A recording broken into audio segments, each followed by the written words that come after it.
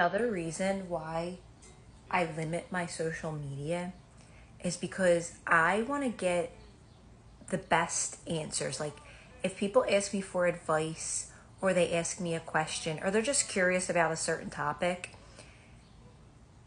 I want to be able to go within and trust what feels best, like the best answer for someone, and not like an answer coming from a source. I want it to come from the source, not a source. On any topic that you bring up, you could find a million answers. Common question that I've been getting asked recently, which is so funny. This has been very recent.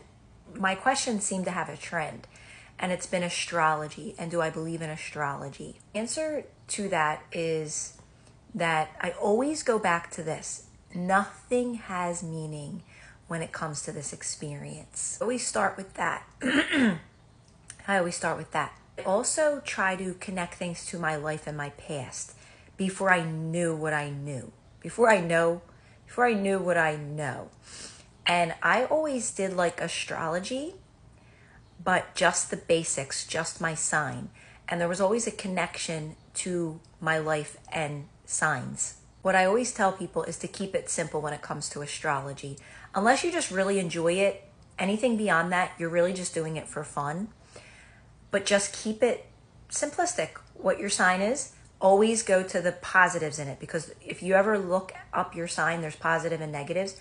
You want to move towards the positive meanings on your sign, obviously, because nothing has meaning and we want to move towards what feels best. Going back to my past, there was always a synchronicity to my life with signs. Like, I talk about this all the time, and it's before I even knew much about signs, is that all my best friends were Geminis. I think it was because at that time in my life, I was more serious, and Geminis weren't. They were more laid back. They were more funny. They didn't really take life too seriously. Where I was at in my life, that was like a great balance for me. I tell you, it was Gemini after Gemini after Gemini. Tongue twister, Gemini in my life. I'm not kidding you.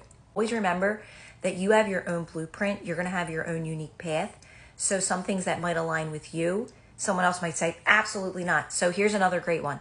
If you ever hear people talk about the twin flame journey, I believe there's some truth to that. I believe we get kind of wrapped up in it too much, but I do believe some people are having that experience where they come here to experience a love of a lifetime. People that aren't will not align with any of that stuff. They just won't align with it. They're like, that is not true. But that's because that's not their blueprint. That's why it's so important to limit your social media, because that's just resources.